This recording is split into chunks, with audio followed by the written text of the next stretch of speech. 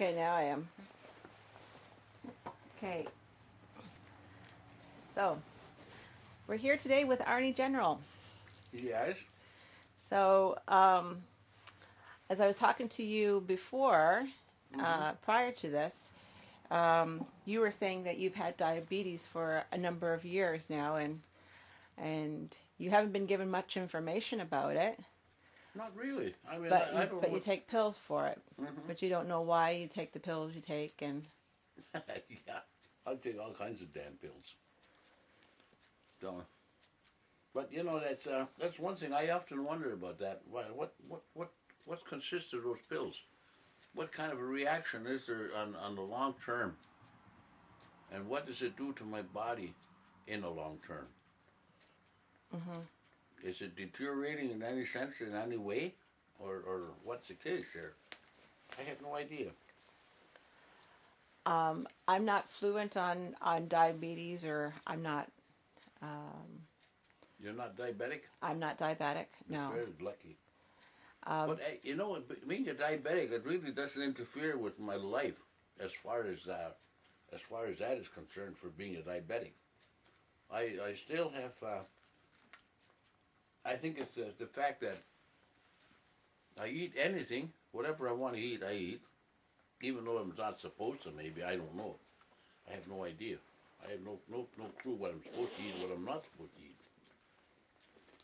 But I eat everything, and I exercise to a certain amount. I go for a walk now and then. I mess around out here. I work around in the house, cleaning up and stuff like that. And, like housework, I do that. And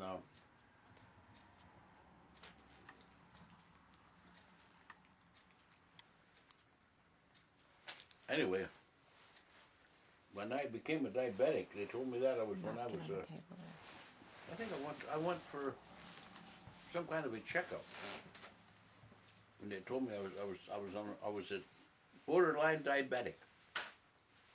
I didn't know what that meant, so I said, "Oh, okay, merci because."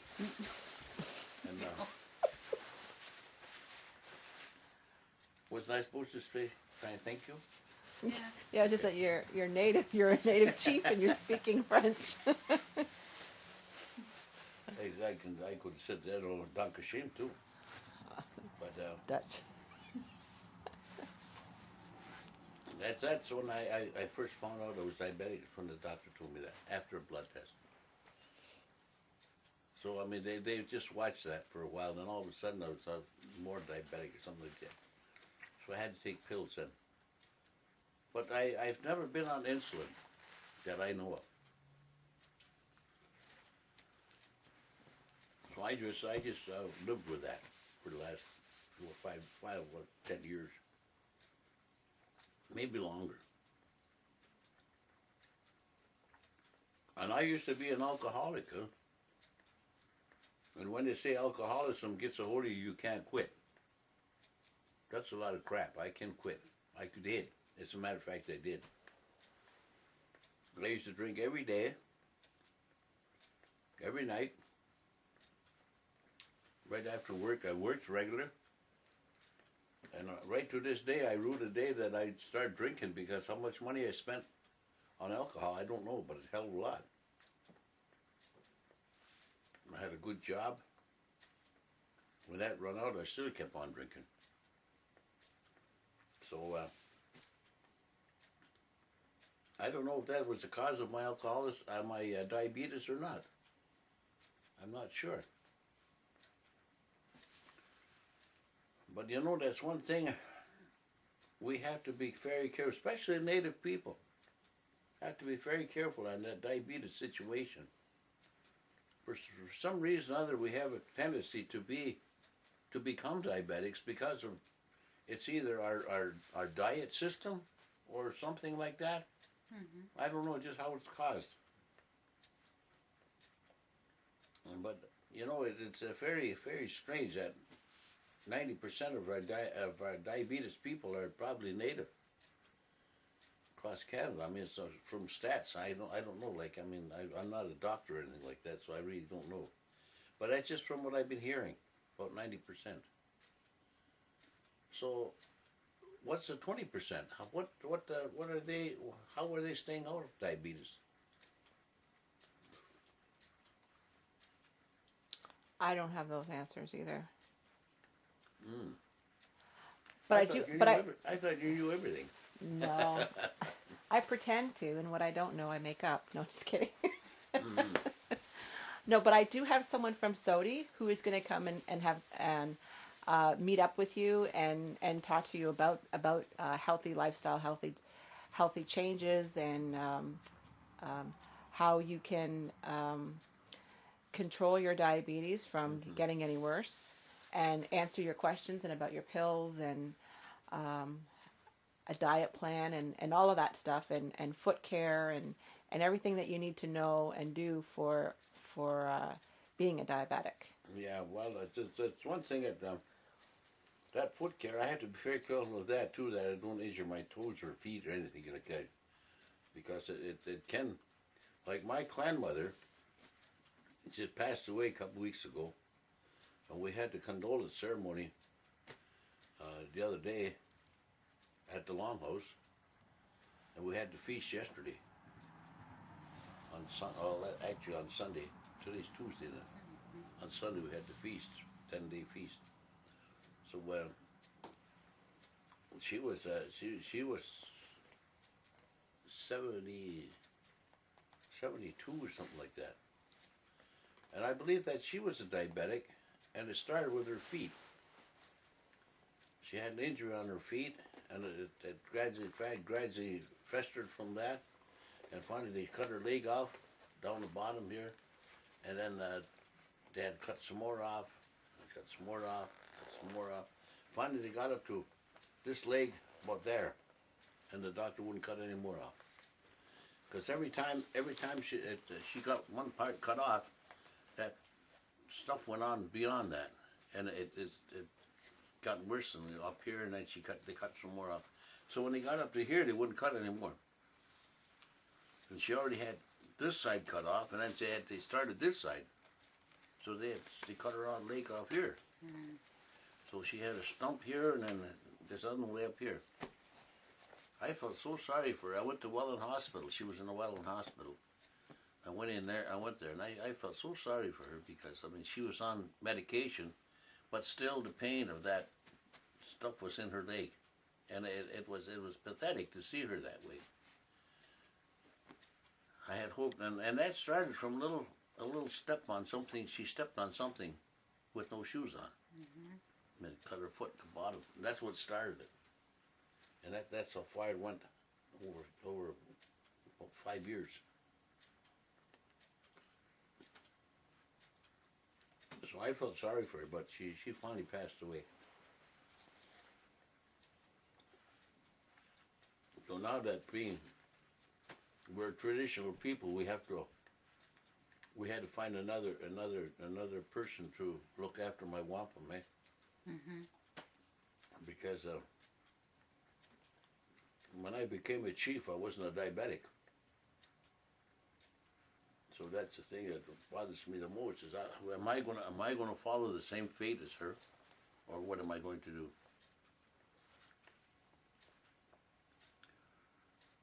I don't know. It's just it's the fact that I got to live with that, and apparently I can't seem to get rid of it. I don't know. Can you get rid of diabetes? It can't. What I've been hearing so far is that it can be alternated by lifestyle, by eating healthy and doing other things in a healthy way. How can you eat healthy today in today's food process? Because of the chemical system that they put into the food system, when they're putting it out to market, there are a certain amount of contaminants on the fruit itself, from pesticides, germicides, and stuff like that. And people commit suicides, all kinds of sites.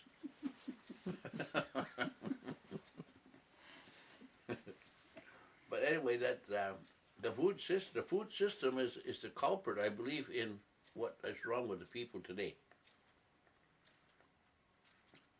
I believe that there's too much contamination into the food system for the body to digest to a certain amount without getting something from it. The residue from whatever is put on that fruit we eat, because it's into the meat system of the fruit itself.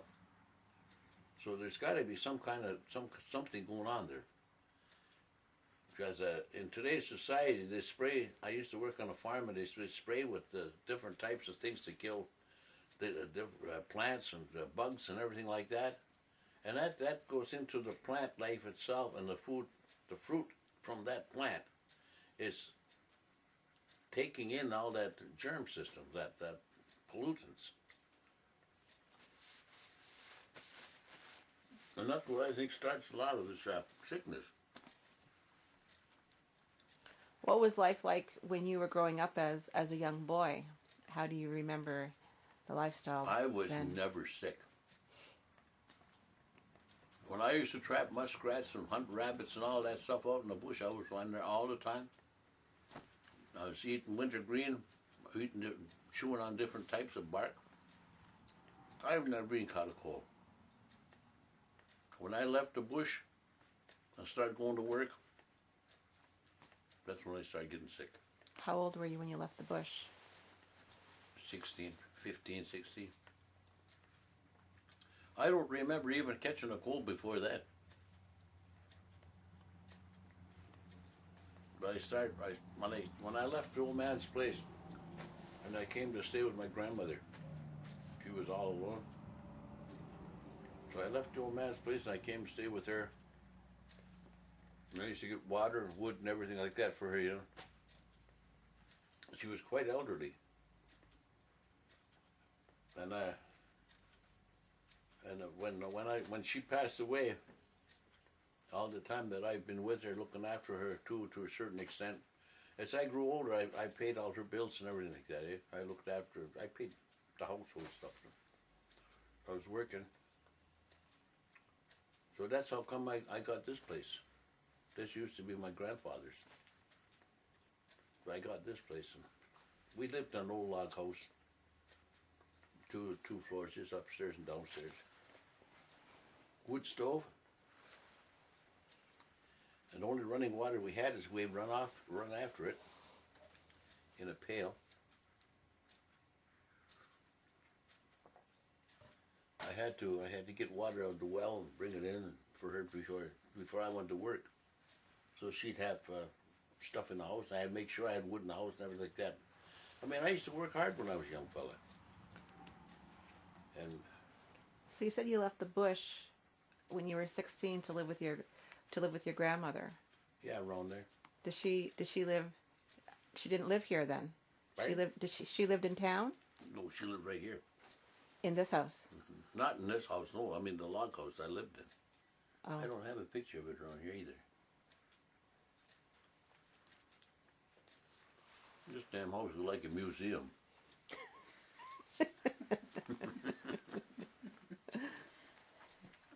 Yeah, she lived in a log house back there, and that's where just 2 floors.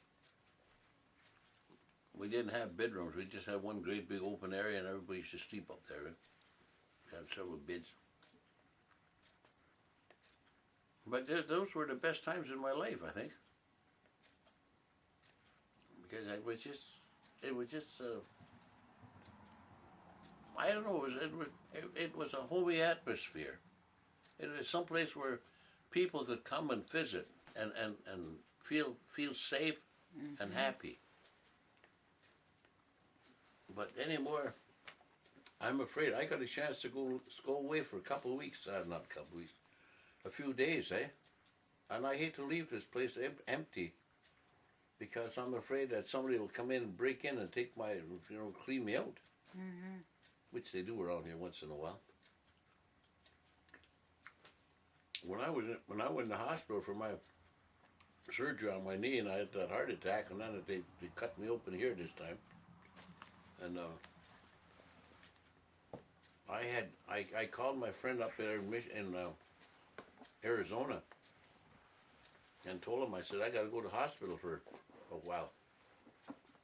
He said, why? I told him why I had to go to hospital because of our operations. And by golly, the man sent his wife down to stay at the house here while I was in the hospital. So I was in the hospital for 5 weeks. Mm.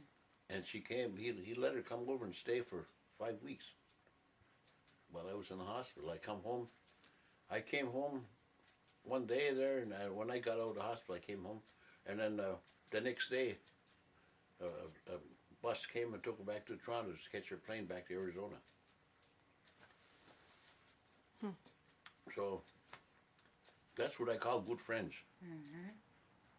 He sent his wife down to look after the house because nobody'd break in. I don't know why people do that, but that's the kind of friends I have. And I thank them very much for that, because I mean, I come back, I still had stuff in here. When did you have your surgery? In November. Just past November? Yeah, past November. So I just figured about middle of November I went in, and I never come out till December something. What was wrong with you? To start out with, I had to have a cartilage. They took the cartilages out of my knee, and they put a steel plate above the joint, where the joint fits. Like, there's a steel plate goes over that, a very thin plate, and it took the place of the cartilage, so I can move around. And while I was in there like that, they done that. Then I had a minor heart attack or something like that. All I remember is the doctor saying, you have 80% blockage on one line in your heart. He says, do you want us to fix that? I remember that when he said that, and all I said was, go for it. Then I was out. Next thing I woke up, I had been cut here, down to there, this way, and you want to shut that out for a minute. If it ain't politics, it's home life. No, where was I? Surgery. You're talking about your surgery. What's that? You were talking about your surgery. Oh yeah. Well, that's what happened. I pretty well said that already, huh? Yeah. So, just backing up a little bit. You're 77 years old. No, today. Today. Happy birthday, by the way. Thank you. And I just wanted to get a little bit of background on you first. Your how many siblings did you have? How many siblings? Yeah. How many children do you kids? have? Your brothers and sisters? How many brothers and sisters did you have? How many what? Brothers and sisters? Oh, I had, what did I have anyway? How many did I have? 2 sisters. I had 2 sisters. I used to have a brother, but he died when I was when he was quite young. I have 2 sisters, and that was it. That's what I grew up with. Okay, you grew up with 2 sisters. And for children, for myself, I got 3 that's around here, and 1 that is in California. This is mine.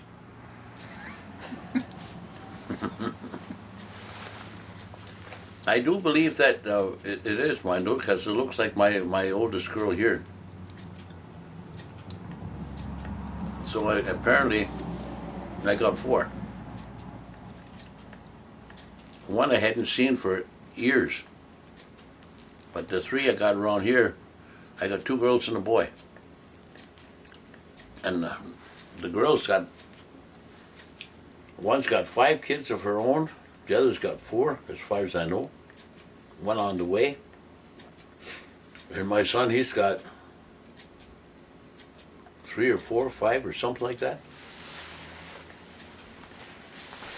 Anyway, they're around here. He's co-owner of that big store on Fourth Line. That toy store. Mm-hmm. They co-owns that with his girlfriend. And he's all over the bloody place. That's one of his pictures is a. Well, at the moment, up there, that's that's my boy, the youngest, smallest fellow over there. In the blue? Not the baby, the guy with the long hair. That's his older sister standing on the far side. And that one that my wife's holding there, that's the youngest one. And that there's my son standing beside me.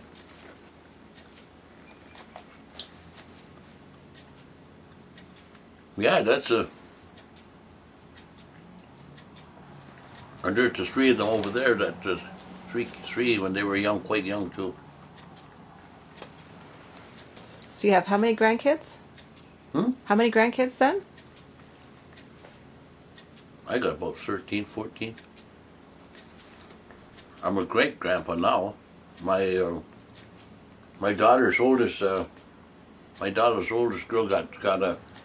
had a baby not too long ago. She had a little girl. So I'm a great grandpa. And do any of them have diabetes? Right? Do any of them have diabetes? No, No? not yet. Not that I know of. Okay, so you were saying that you grew up here. Mm-hmm. You lived with your dad until you were 16, and then you lived with your grandmother until you were how old? Until she died. Until she died. She died, she was 80 something. 83, 84. Okay. And she passed away. Okay, so while you were living with your grandmother, then you raised your family there then? I started my family. Yeah. Yeah, that's I actually raised another family besides my own. As I used to live with a lady that I met, and she came and stayed with me, and she had some kids. So I raised them kids too. So I might as well, you might say I raised a couple of families. And that there was I figured being man of the house, I mean, that was my responsibility, so I did. I raised them. Even though they weren't my kids. But they treated me as a father, which was understandable. I didn't mind that at all, but that's one thing. So I mean, that's how that was my life. Seemed like I was always looking after somebody. What happened to your wife? Pardon? What happened to your wife? My wife? Yeah. She left me for another man. Oh. She said I wasn't looking after her enough time. I don't know what her idea was. Anyway, I was glad she did. I didn't. The one thing that's something that in a breakup like that. I mean, it seemed rather ironic in a way that after so many years and 3 kids, then all of a sudden it looks better over the other side, the other next door, like, eh? So one guy paid more attention to her than I did because I was working all the time and I was doing something. I was in sports at the time too, and so I mean I was never hardly home. I was busy on doing this and that. And at the time I was an alcoholic too, so between hotels and here and then sports, I was working there. I was hardly home anyway, so anyway, that's why she left. I guess she just got tired of it or something like that. So she said, I'm leaving. I'm going to go with this other man. And I said, well, if that's what you want, go ahead. So she did. But she said, what are you going to do about the kids? I said, why? What's wrong with them? She said, am I going to take them or are you going to take them? I said, well, let's ask them. I woke the kids up. This was at night we were talking about that. I woke the kids up, and I told them, I said, me and your mother's going to break up. We're going to part. We want to know, what do you want to do? If you want to go with your ma, I'll support you. If you want to stay with me, I'll still support you. I said, now, you guys decide what you want to do.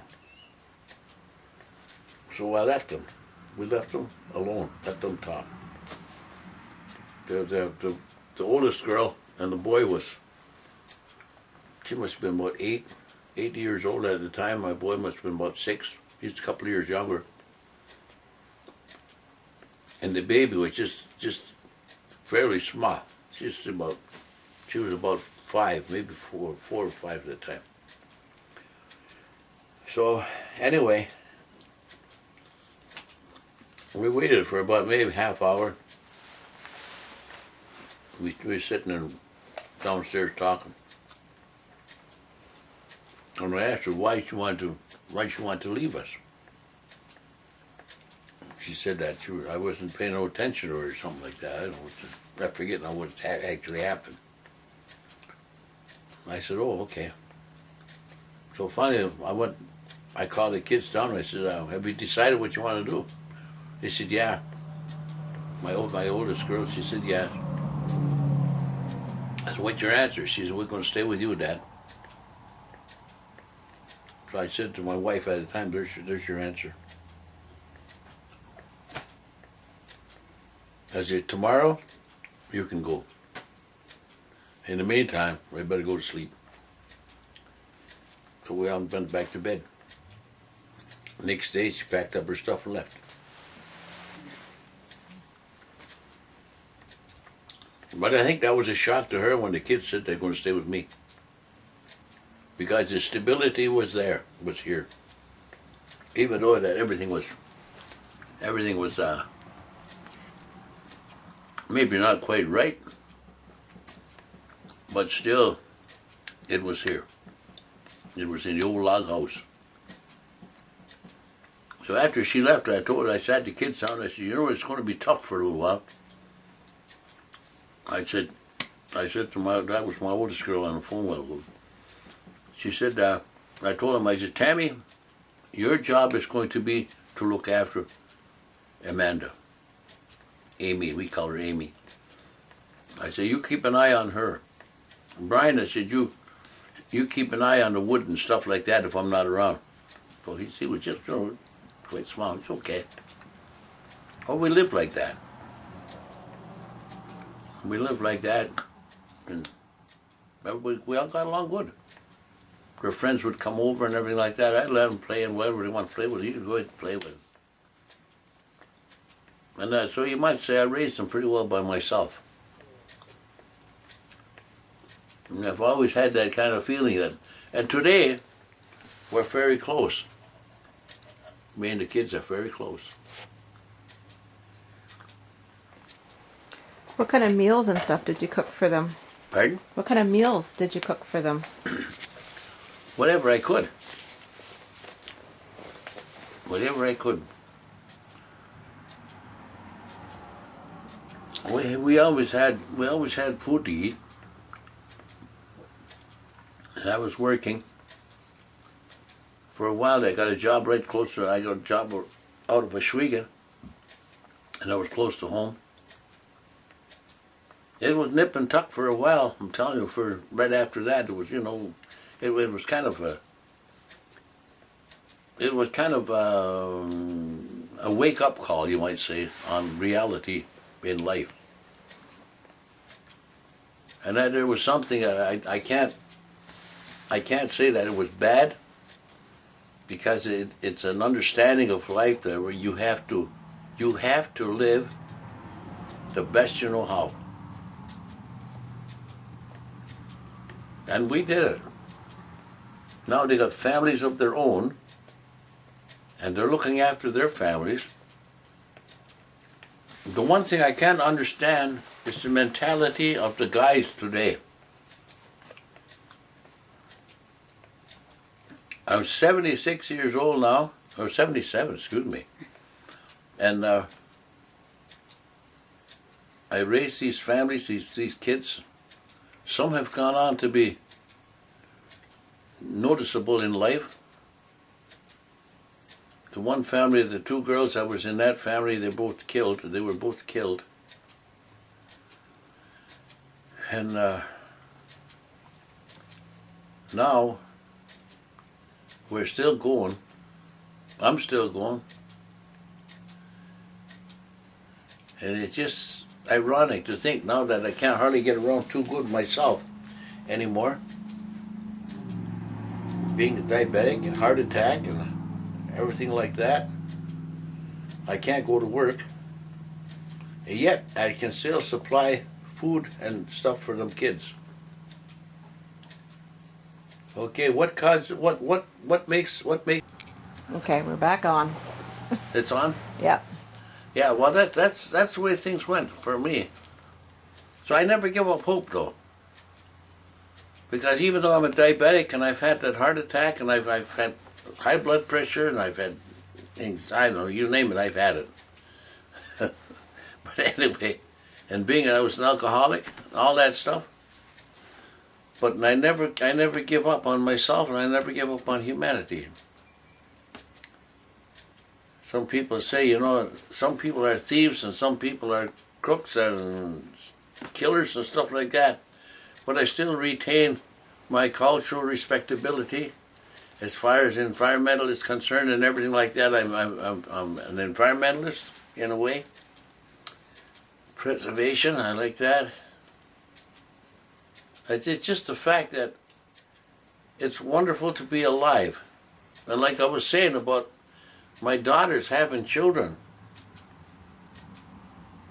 I wish the hell their boyfriends would smarten up and get working and so on and so forth.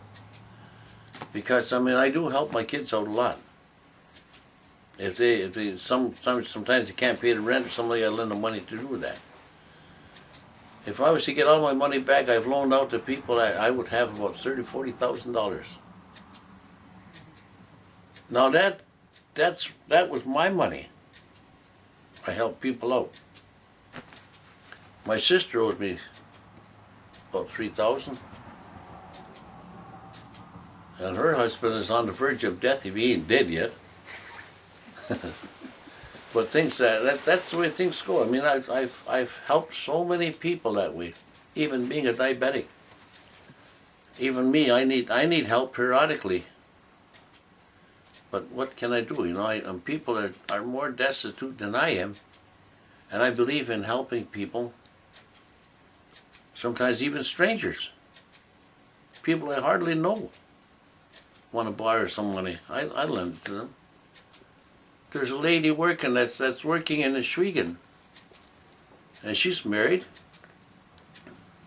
but she came to borrow money off me for gas for her car. What does her husband do? How come he can't put gas in her car when she goes to work? Things like that happen. I don't know why. I keep thinking they must think I'm a bank or some damn thing. That's what it. That's just you know, it's astounding. So that's the thing. If I was to get all my money back in one lump, I'd buy myself a new car. But what do I need a new car for? Where am I going? Well, you're a chief now. Don't you have a lot of things you need to be involved in and commitments and things like that? Tell me about it. I was in negotiations with the government. I sat on that negotiating committee for 2 years. And as a matter of fact, and I got one check from all that time of negotiations, sitting at the table and talking about land claims and different things that's happened by the government of Canada against the Native people. I got one check for I think it was $120 or something like that.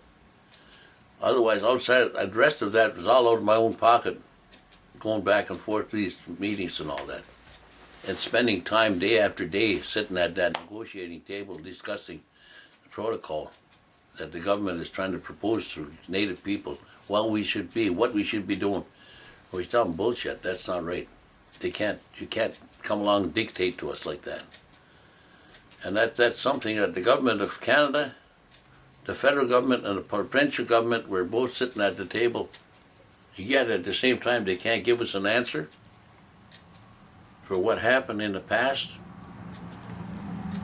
Up there, some of those books up there, I have different treaties and stuff like that that's not being acknowledged. And even right today, they're still taking our land base, and we're not doing nothing about it. They holler about terrorism. I got a T-shirt that terrorism says it started in 1887 something like it. When Columbus came, 1492. That's when terrorism started in Canada. Because that's when people come over the old country and they start take. That's their attitude, and that's very frustrating. So to this day, I don't know. Like I have. That's why I was looking at that Realty Corporation. If they take over these reserves in Canada, what right do we have after that? We don't have any. So I've got all the papers there.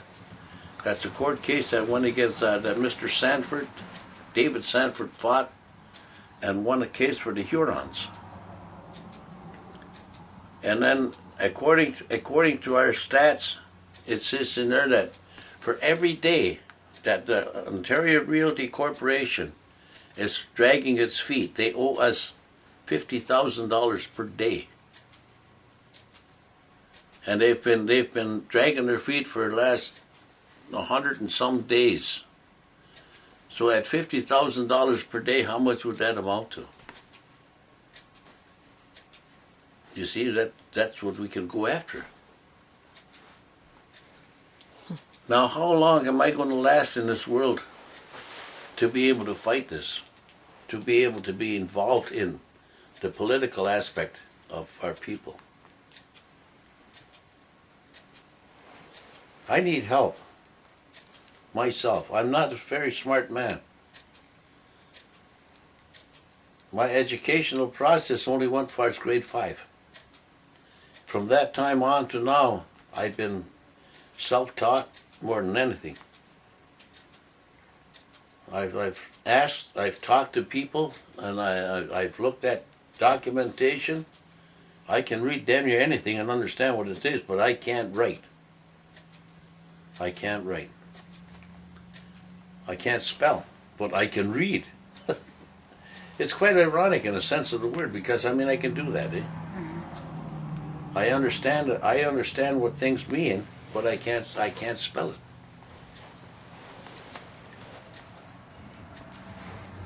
it. You take hippopotamus, it's a long word, spell it. HIPPOP.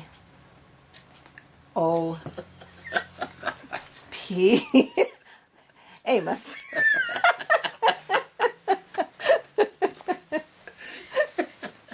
Or is it Omus? Well, you understand what I said? Yes, I What do. I say?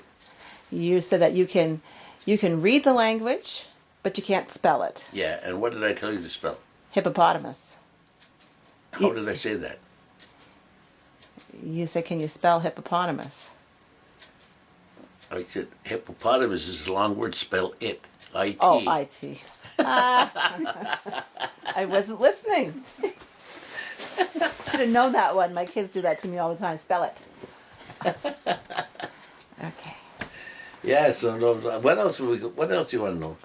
Well, you've learned. You've seen a lot of things in your life, right? You've from growing up to raising a family to the lifestyle challenges that you've gone through, and now you're back around, and now it sounds to me like you're waking up and you're seeing the things that need to be done now, and you're playing an active role as chief for the Onondagas, right? And now you're into government and political stuff, and now you have these health challenges where your legs and your heart and everything, and you're saying that your age is coming up now, and you want to do some more things, but you're saying that you're not going to be around long enough perhaps to finish the battle out, and you need some help. Well, I do need some help. So what would you do differently? What would you do differently now, knowing what you know now in your life? What would you have done differently?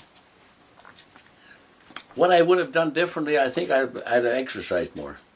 I would have, if I could do things over, I wouldn't have been an alcoholic. I think I would have been a sports person. Because when my younger day, before I became an alcoholic, I used to be a hockey player, a ball player. I've been on a couple of championships. I don't know what the hell my stuff is for that. I've been a bowler. I used to bowl in the league.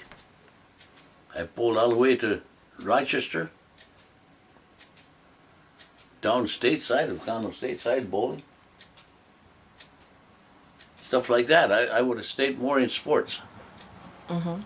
Because out there, and then I'd probably... Did you know I was on the President's Committee at McMaster University? No, I didn't. I was in that. I was in there for 3 years. And I used to go to their meetings, and I used to talk with Dr. this, Dr. that, and everything like that. And I was there sitting there at the table with all these academic people. I had a grade 5 education. It was quite ironic. I never told them I only had grade 5. Wow. So you're saying then that your mind is still good. Yeah. Right? Because you have a good memory. Because if somebody can't write, you can't take notes on anything. No. No, so you'd have to remember that. I have to, well, the percentage of it, yeah. Yeah, or else memorize a lot of words, right? I hear it. I retain it to a certain extent in my mind, yeah. So that's the thing. I used to sit there and listen to guys like Dr. Fight and Dr. Coleman, Dr. this and Dr. that, talking. I remember those things. But that's one thing that helped me out is that I did have a good memory, but it's starting to go too. I forget things now and then. Sometimes I forget little things to start with. But otherwise, I don't feel too bad. I feel pretty good as it is right now. Today, I feel my eyes. I could see a mouse running across that floor way down in that garage over there. Better eyes than me. And I got such good eyes. I can see about 3 million miles. One guy said, "You can't do that." I said, "Yes, I can." "How can you see that far?" I said, "God damn it, I can see the moon at night."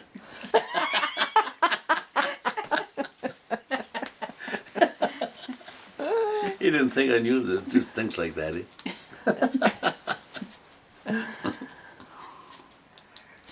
So your life lesson would be then that if you could do things over, you would exercise more. I would exercise a whole lot more.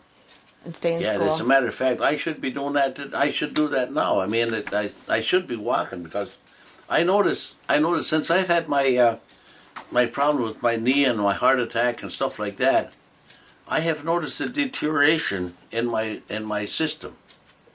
It's deteriorating because inactivity. You have to have activity in order to keep your body functioning. If you don't do that, you lose it. That's what the nurse told me one time. I used to work in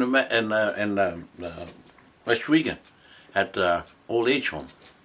When it first came up, they was in that hospital, Lady Wellington Hospital. They used that as an old age home.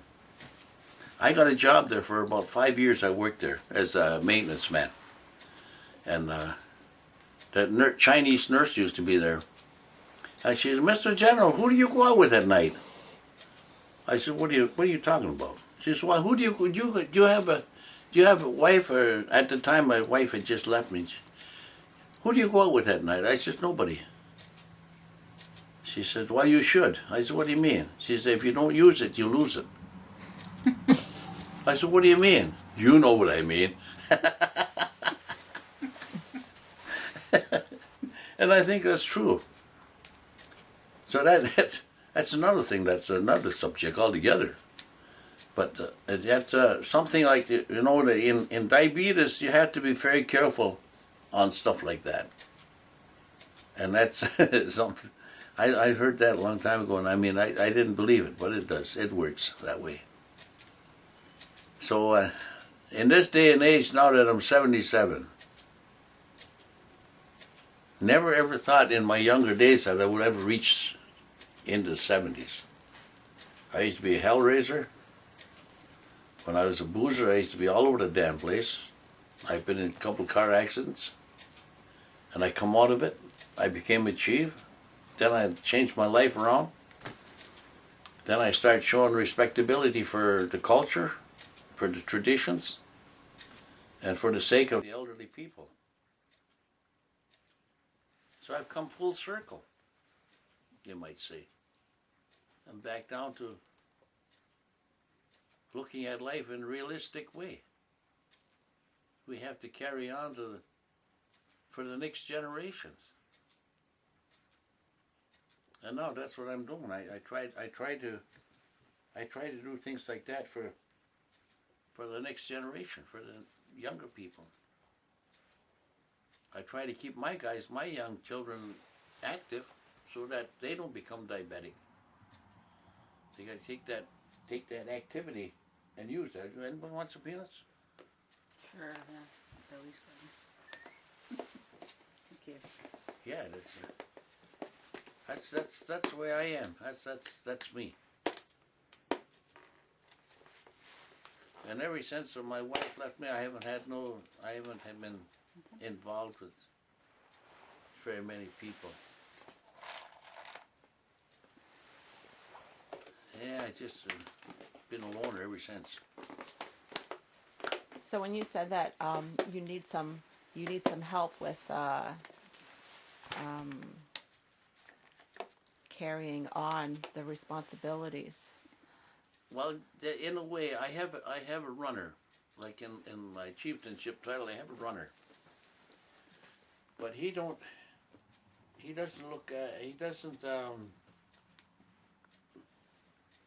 doesn't come around too often. Like when I got if I have a meeting, if I have 2 meetings in one day, I send him to one of them.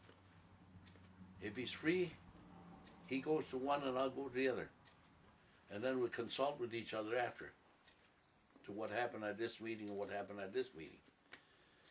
I have that. I have a faith keeper, a man faith keeper, and I got a woman faith keeper. So my chieftainship title extends that way. I have a main singer, a Stoa Goa singer, that's the singer for the Creator. I have a man that does that in my family structure. So I'm all right. I'm the chief. I got a runner. I got a faith keeper, woman, man, and I got a Stoa Goa singer. So that's the main component of our traditional way. So that there's one thing we always maintain that. So that's the thing. We had that condolence the other day,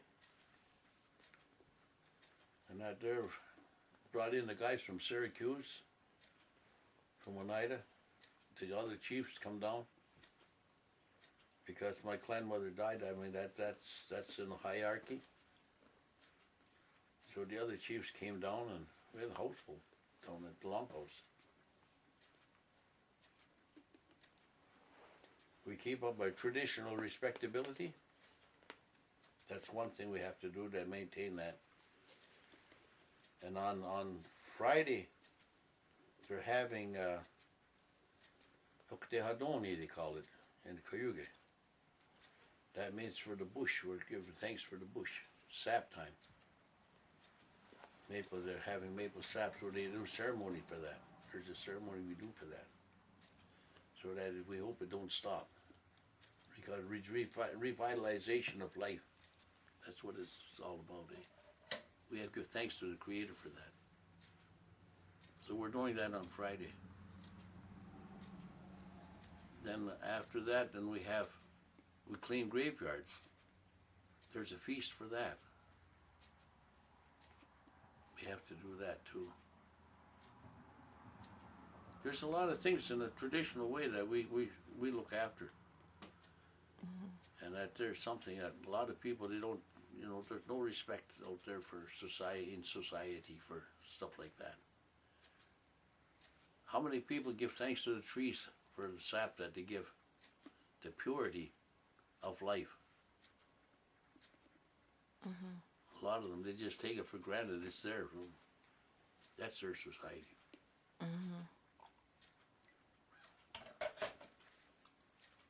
And you guys want a Coke? There's Coke in the back room. No, I'm okay. Oh, I'm good. Yeah. So I guess what I'm hearing you say is as you're getting older, you're starting to come back to your culture more and have more respect for the land and our traditions. Whereas before, you weren't really taught that, I guess, as a young boy. I wasn't really that involved. You heard it going on, but you didn't get involved? I was always around there, but I mean, the idea, I wasn't really that involved. I was involved to a certain amount of stuff. It's right down to, you name it. I guess I had concerns for the future ever since I was a little guy. Living on a farm, my work was always involved with animals. Even when I was a little guy, I used to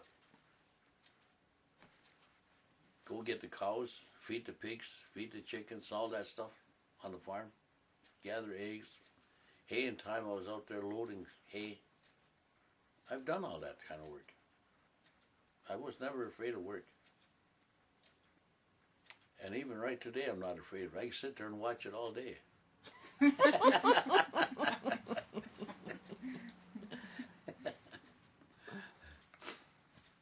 But there's the thing. I mean, that even after I became a diabetic, I'm still involved with a lot of stuff. I mean, why should I quit now? But you would like to get some more education on diabetes, right? That's one thing I would like to know. Just I'd like to know how I got that. Basically, what motivated that to catch a hold of me? I just don't understand that part of it. I mean, where and when did I ever get diabetes? Was it just through my lifestyle, or was it through my alcoholism, or was it from eating junk food? 99% of the kids today eat junk food, and it's not good for you. And I know that they should eat more fish. Fish oil is good for the system. And I like fish. I like shrimp. I like all kinds of fish. But I don't get that much. And I think myself, if I was to take cod liver oil, I don't like that, but if I was to take that maybe one capsule a week, it might have a revitalization of some of my system in there. I don't know. It's got something to do with us anyway. The fish oils and stuff like that. Each animal, the protein that it eats, wildlife eats mostly from the bush. So that's purification. Where you take pigs, what does pigs eat? Everybody likes pork, and that's a pig will eat anything. And I don't know. Like, I mean, I guess maybe they feed them special food out there amongst the white society. I don't know, but I know that the pigs we used to have on the farm, they just went out. They eat anything out there. But still, we used to kill a pig in the fall and salt it down and have salt pork. We used to put that in barrels, and we kill a pig, and they'd clean it all up and everything like that. They'd clean out all the pig guts, and they'd fill that up with something, and we used to eat that too. And some people wonder about that, eating pig guts, eh? Did you ever eat that? Not knowingly, anyways. You eat sausages, don't you? Yeah, Well, that's what pig guts are. it's probably pig guts, yeah. No more sausages with my pancakes. No more McDonald's sausage McMeals. Okay. Yeah, yeah. We used to kill pigs, and sometimes in the fall we'd kill a cow for beef. At the longhouse, the old man used to donate one cow, one heifer or something like that, at midwinter time. Like they gotta have meat at the longhouse, say, for 4 days. So they'd butcher one cow or something like that. And it used to be, at that time, there was a lot of farmers around. Everybody had cattle. One year, somebody else would donate a cow. They'd kill the cow, and everybody go down there and skin it, cut it all up, take it down longhouse. Now, nobody has, we got no farmers left on reserve. Why? Why is there not farmers? They're growing cash crops today. They're not farming as far as cattle is concerned. One time ago, we used to have horses. Every damn farm had horses, cows, and everything. Now there's nothing. The fields are going into shrub. Look at that field across there. It's so damn thick you can't even hardly walk through it because of scrub. I mean that's the ruination of it. That could be used. That could be worked up. Could be used for growing crops, growing food. I want to work my garden this spring back here, and put some stuff in. What kinds of things would you put in it? I'd like to grow some corn, some potatoes, a little bit of this, a little bit of that. Onions. I got to put onions in. I like onions. Different things like that. Something that I can work small things, because I mean I can't really do too much more anymore like I used to. I'd like to get that put in. I'd like to put some stuff in. I'd like radish too. Stuff like that, eh? I hope to hell I can do that. I really hope I can do that. Last year I tried to do that, but at the time I was in that negotiating committee, and God damn it, every day we was at that, sitting down there talking with the government. Okay, them governmental people, they all get paid, and the table on one side is what, 15 of them sitting there. With the head man, Mr. Dorian from the federal government, Mrs. What the hell's her name? I forget her name. She was from the provincial. They sat together. So that's 2 against 1. The federal government, provincial government against the Haudenosaunee. And that's like the two governments against the Indian.